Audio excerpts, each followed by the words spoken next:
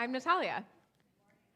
I am an ordinary person trying to follow Jesus one step after another.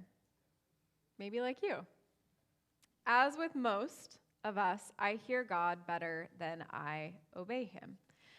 Since a young age, I remember that from anywhere of the afternoon breeze to the ripples in a river and the everyday ordinary, I've had a deep sense of what God is speaking to me. And that's a gift I'm grateful for. Hearing God has never been the issue, but obeying him has. My husband and I had our first child 8 months ago, and I would like to share our most recent Adorbs pic. We call that towel his Pope hat. I just love little hooded towels. They're so charming. So, when you have a kid, especially like for us, it's our first kid, so we're on this journey of discovery, and we get asked, what was our temperament like as a child? What did you look like? What did you act like? Who were you like? All of that, and we're comparing and contrasting that to our own child, right? Because we're learning you can tell a lot about a kid even at 8 months. If he's spicy, he's spicy. And I'm reminded that when I was young, I was meek and obedient and observant and perceptive. But somehow, the obedience and fear or respect for my parents did not translate to an explicit obedience or respect for God. Because even when I hear him, I struggle to obey. This is the fight of my life.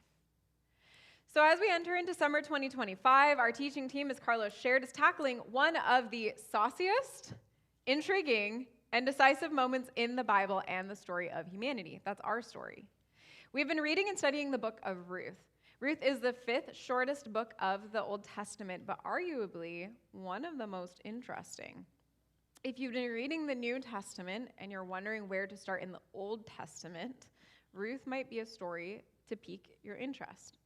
So here's a recap of what's happened in Ruth so far in chapter 1. Naomi's family, Naomi is this main character person, her family moves to Moab, another country, and they are attempting to escape famine. So they're going where they think they will have a better livelihood. And in Moab, while they're here, her sons get married, but then her husband dies and her sons die. And that leaves Naomi with a Moabite daughter-in-law named Ruth, and they need to return to Bethlehem, to their home country and city. And on their way there, or in preparation, Ruth, her daughter-in-law, pledges loyalty to Naomi and her God. So Naomi says to her daughters-in-law, hey, go back to your country, find a better life. I can't do anything for you. I'm going to go back to my place. And Ruth is like, gosh dang it, no you ain't. I'm going with you and with your God. I'm going to adopt you, your own as my own, your God as my God, right? And so when Ilsean taught on Ruth 1, we discovered that God does not waste suffering. He weaves it into redemption. In chapter 2, Ruth and Naomi make it to Bethlehem, right? Their hometown, and Ruth gleans barley or gathers leftover crop in the fields of Boaz. Turns out to be a relative of Naomi's late husband. And Boaz shows kindness and protection to their family after hearing of Ruth's loyalty to Naomi and after hearing of their family's losses. Carlos shared that God makes outsiders insiders. He makes foreigners family members. And last week, Marley shared chapter 3. Where, following Naomi's advice, Ruth approaches Boaz at the time of harvest at the threshing floor in order to seek his role as the kinsman redeemer. And that was a family member who would marry the widow and buy the family land in order to provide for the family. And Boaz promises to fulfill this responsibility if the closer relative declines. So we learn, oh my gosh, there might be a pathway forward for this family, but wait, there might be someone else who we don't know what's going to happen. And Marley shared that God's redeeming work in his spirit is in us and through us and all around us. So this week, as we pick up Ruth chapter 4, a breathless moment that reminds me of the final rose on The Bachelor or a finale of a telenovela. the sweet, sweet drama. Who will get the family land? Boaz, who has clearly got a thing for Ruth. He likes her. Or will it be the closest of kin, the person who's actually responsible to care for the family? Who will it be? So here is what goes down. Boaz went to the town gate and took a seat there. And then, just then, that is what the scripture says. Just then, as soon as he sat down, the right thing happened. I mean, God's providence is all through this story. Just then, the family redeemer, this other relative he had mentioned, came by. So Boaz called out to him, "Hey, come over here and sit down, friend. I want to talk to you." So they sat together. He's all like, "Pat, come here, come here." And then Boaz calls 10 community leaders to join this little chit-chat and sit as witnesses. And I like how he just like casually calls over his relative, like, are they close? Are they not? I don't know. "Hey, what's up, cuz? Come in and sit."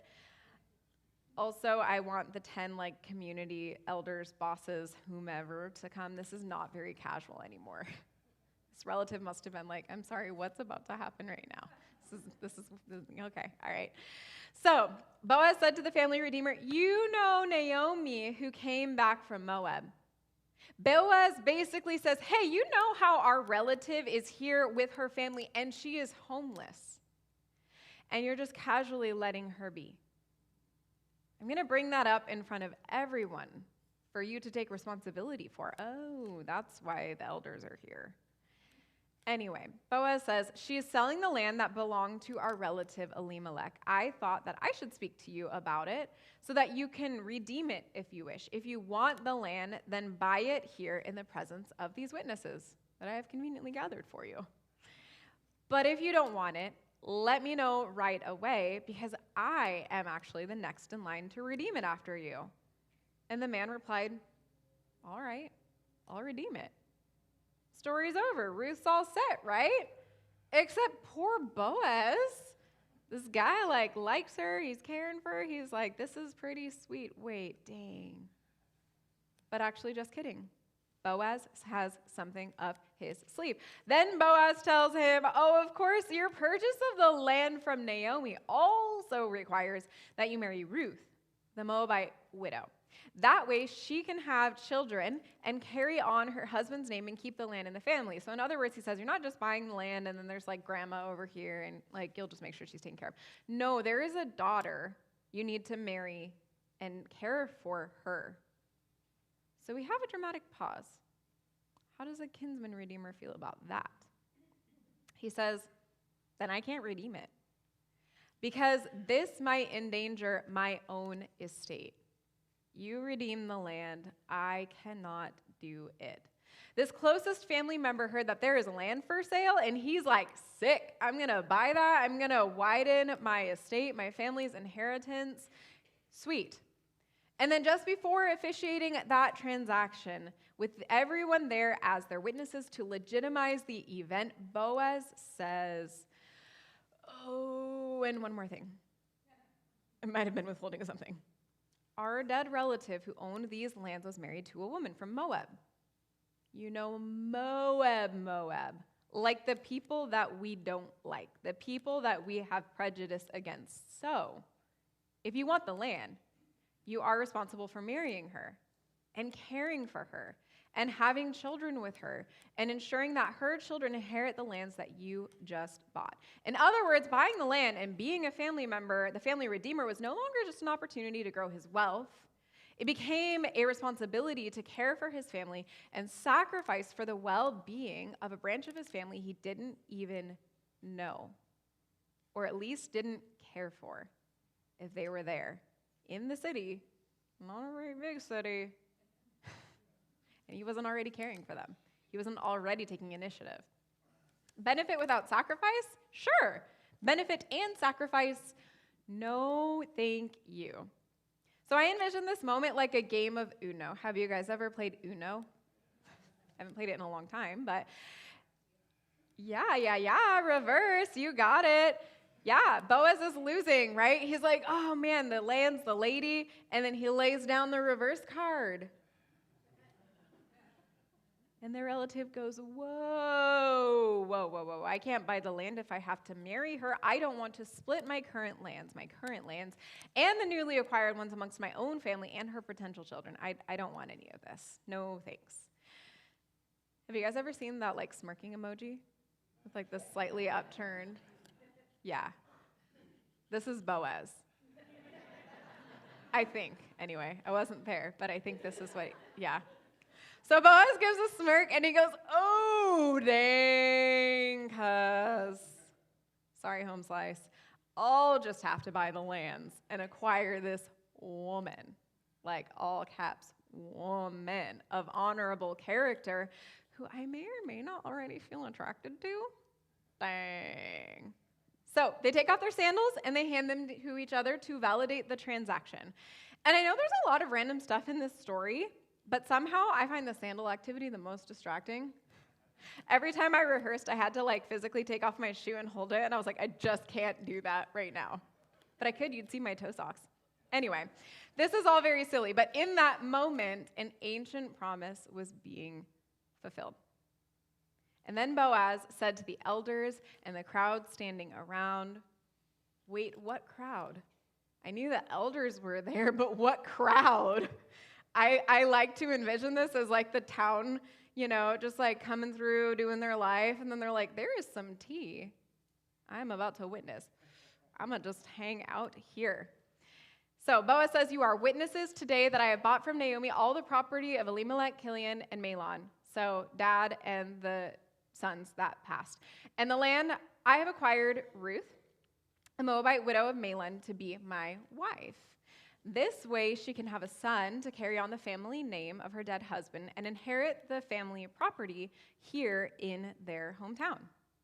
You are all witnesses today. And then the elders and the people standing at the gate replied, we are witnesses. May the Lord make this woman who is coming into your home like Rachel and Leah, from whom all the nation of Israel descended. Wow. May you prosper in Ephrathah and be famous in Bethlehem. And may the Lord give you descendants by this young woman who will be like those of our ancestor Perez, the son of Tamar in Judah. Boom. Now the story's mostly over. It's official. The wedding papers are signed, except Ruth isn't there for it. She is still waiting to find out if her haughty fourth cousin by marriage, it's not that weird, is going to propose. Or if she gets to marry some other relative who will provide for her family. The people of the town wish Boaz well with the greatest compliments they have. Did you catch them? May you prosper and be famous. What? I can't remember the last time that I witnessed a proposal or saw it on Insta, and I commented, may your marriage be prosperous and also famous. Famous. Okay. They also say, may the Lord give you children that are like the family line that leads to kings and incredible things. Likewise, I can't say if someone said to us as we shared that we were finally having a kid, I hope that your kid becomes a kid that saves humanity. Okay. I can't decide if that's like high praise or high pressure. I'm already struggling at this parenting thing. So Boaz took Ruth into his home, and she became his wife. When he slept with her, the Lord enabled her to become pregnant, and she gave birth to a son. Then the woman of the town said to Naomi, her mother-in-law, praise the Lord, for he has now provided a redeemer for your family. May this child be famous in Israel. There it is again. May he restore your youth and care for you in your old age, for he is the son of your daughter-in-law who loves you and has been better than 7 sons. And then Naomi took the baby and cuddled him to her breast, and she cared for him as if he were her own. I was talking to someone this morning about this, and they were like, wow, isn't that weird that like Ruth lost her husband, gets a new husband, has a baby, and then her mother-in-law takes the baby? And I was like, you know, now that I'm a mom, not really. I tell my mother-in-law and my mom, you can take this baby as much as you want. I love him more than life itself. And we are all better when we all get to share the love. So Naomi got to see her family redeemed. Her husband died. Both of her grown sons died. I can't imagine my whole family before my very eyes, losing them all. She had nothing left except for an annoyingly persistent daughter-in-law. But Naomi was faithful, and Ruth was faithful, and Boaz was faithful. And after years of loss and demise, God brought life. Who was this baby? The neighbor women said, "Now Naomi has a son again." And they named him Obed. And he became the father of Jesse and the grandfather of David. And this is the genealogical record of the ancestor Perez. Perez was the father of Hezron. Hezron was the father of Ram. Ram was the father of Aminadab. Aminadab was the father of Nahshon. Nahshon was the father of Salmon. Salmon was the father of Boaz. Boaz was the father of Obed. There's a familiar name. Obed was the father of Jesse. Jesse was the father of David. I didn't take a breath there. Did you notice? No, but that's actually how I feel like I read the Old Testament genealogy sometimes, where it's like column after column after column after column, and I'm like, really? What am I supposed to soap out of this? What am I supposed to pull from here? But if I slow down, I can find that there's actually a story. There's something happening here. God is at work here. The baby that came from nothing became the great-grandparent of King David, a pillar in history, a king that transformed a nation from corrupt leadership to godly leadership, a king that was ultimately a great, there's a lot of dots, to Jesus. Okay. Wow. These ordinary, lonely, vulnerable people by the names of Naomi and Ruth became the grandmothers of Jesus. Maybe the grandmothers to some of us are our story. Their obedience to each other and to the cultural provisions that God instructed for the care of families and foreigners became the pathway to the Messiah. And here's where Ruth ends. In chapter 4, Boaz secures the redemption of Ruth and Naomi's family by legally acquiring the right to marry Ruth, leading to the birth of Obed, the grandfather of King David. So what do we find in chapter 4? Ordinary obedience, extraordinary legacy. Do you believe that your obedience to the sound of God's voice could change not only you, but transform the world around you? Do you believe that where grief lives and hopes die, that life could be birthed? What do you believe would happen if you followed the still, small voice that speaks within your very bones? Tell me about a time that you followed the voice of God. Did it go as planned? I find that it doesn't go as I planned it. Did you hear him correctly? One time, I thought that God was telling me to go to grad school. You might remember that time. It wasn't very long ago. For years, my love language has been sitting with people. In the rush of life, in all of the things that demand our attention, I just want to look into your eyes and have the world pause and listen to the beating and bearing of your heart and soul.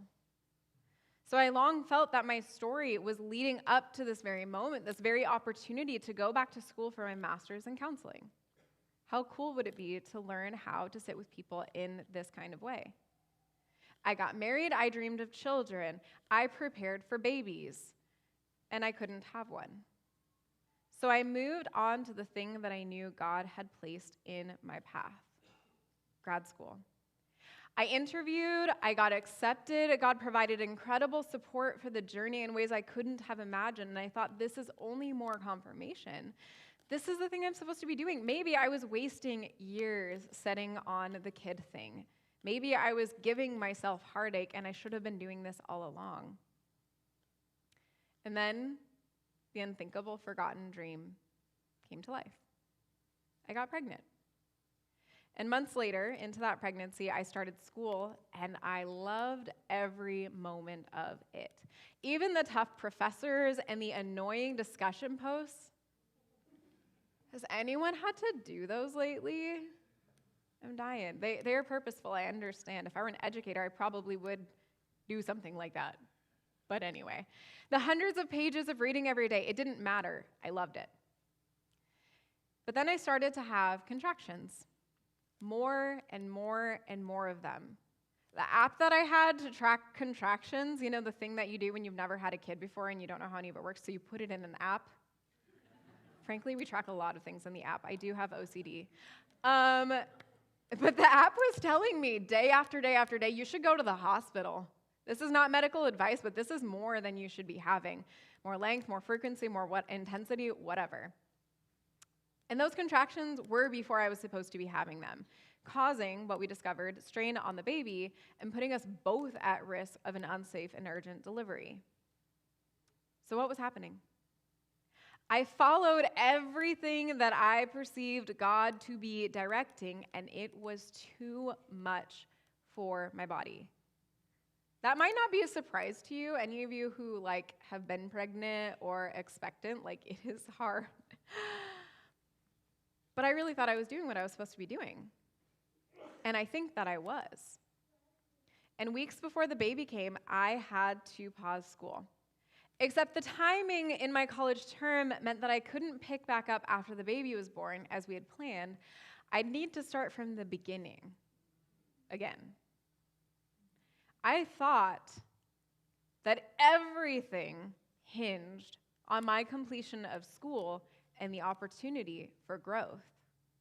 I thought that that was the thing, the only thing, maybe not the only thing, but it was the thing, the next best thing that God was doing in my life, right? But in fact, it wasn't. It wasn't that everything hinged on that. Everything hinged on my learning how to obey the voice of God. God wasn't asking me to succeed. He was asking me to surrender. When my mentor pointed that out, I was floored. I don't think I set out to do anything without success in mind, right?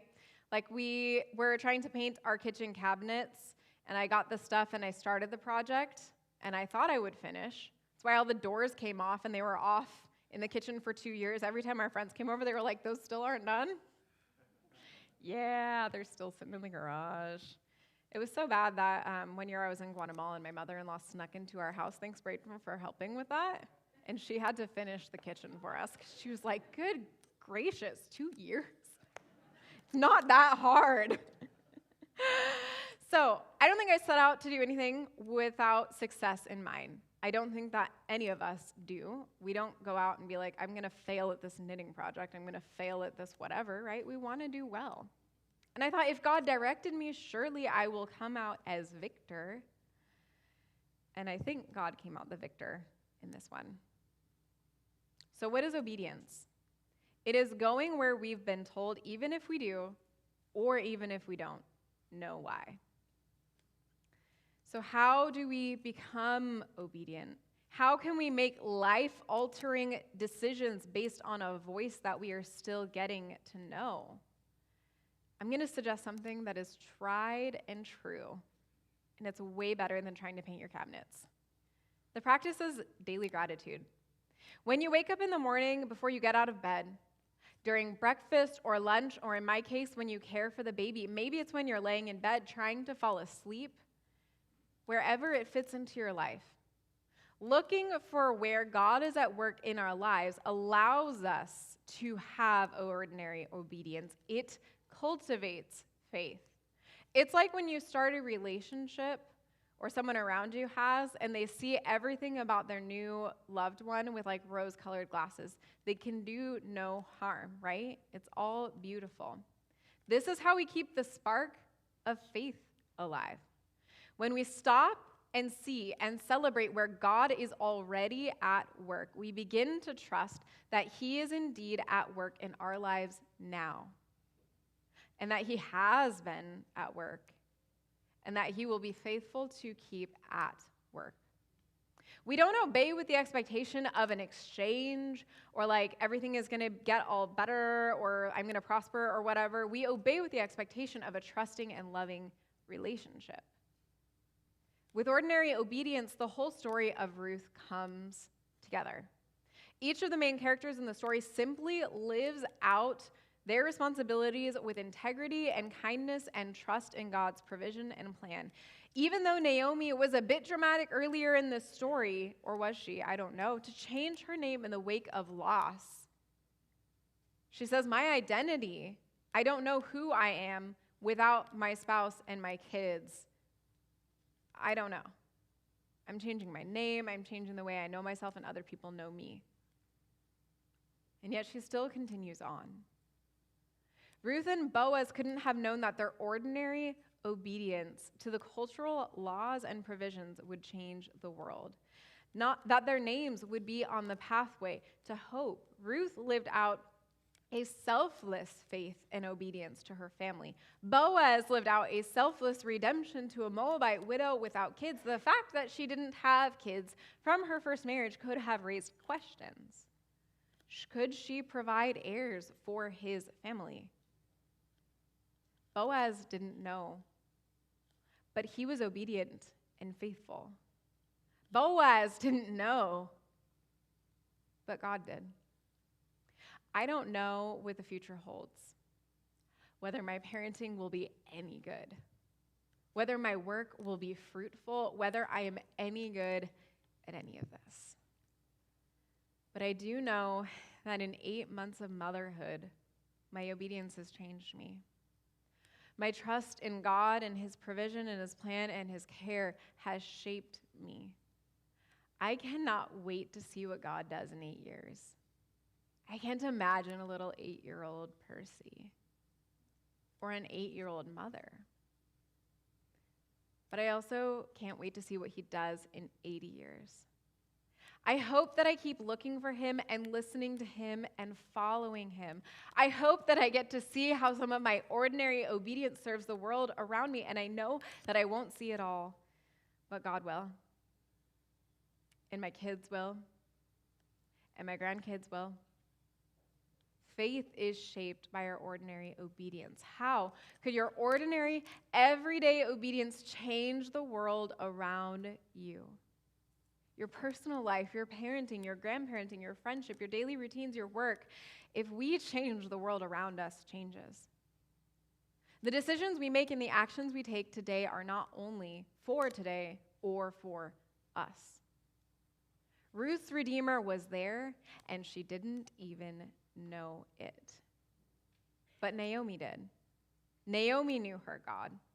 There was so much uncertainty in that time of famine and corrupt national leaders. How did they describe that time? It was a time where it was easy to get distracted or led astray in an attempt to find security. But Ruth was obedient to God's direction. And Boaz was obedient to Jewish law. And their obedience was beyond fruitful. So what has God told you to do? Or where to go? Why are you waiting? Or hesitating? Or going a different direction? Maybe he's told you to go somewhere and you're stepping that way and he's like a little bit further and you're like, actually, no, this is about as far as I'm comfortable with. But the way that we form our faith, the way that we change ourselves, the way that we change our families, the way that we maybe change history and the world around us is by taking a step of faith. Somewhere into the unknown, somewhere that makes us feel vulnerable.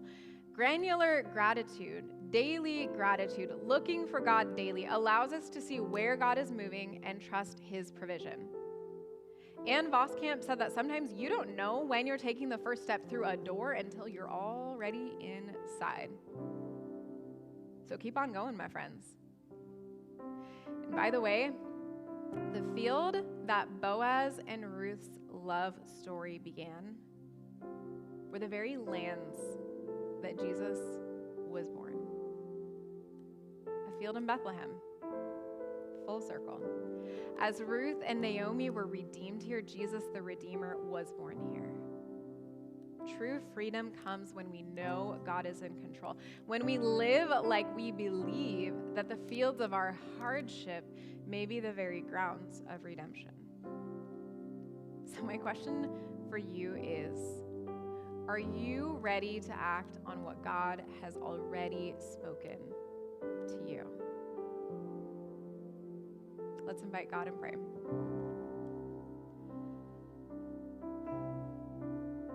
Father, would you illuminate where you have spoken to us, where you have guided us?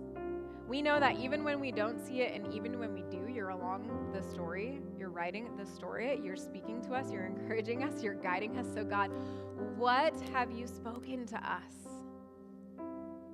Where are you calling us to take a step of courage, a step of faith, a step of vulnerability? Our faith is formed by looking at where you are and where you have been in our story, but also it's strengthened when we step out and act on it and trust you.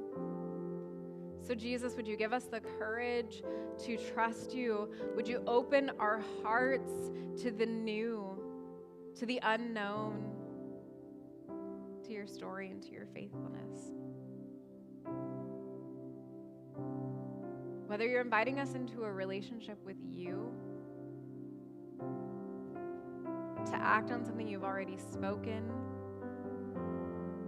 whatever it is, God, we know that even if it's small, even if we're not sure, it's worth finding out. If Ruth and Naomi said, I don't know, I'm not sure, where would we be today? We're so grateful for your providence in their lives and for their faithfulness. And God, would you help us to be faithful like them? Would you change us, change our story? Even if life is good, it can be great. And if it's hard, we know that you can do so much. So may the grounds of our suffering be the fields of redemption. We need you, Jesus.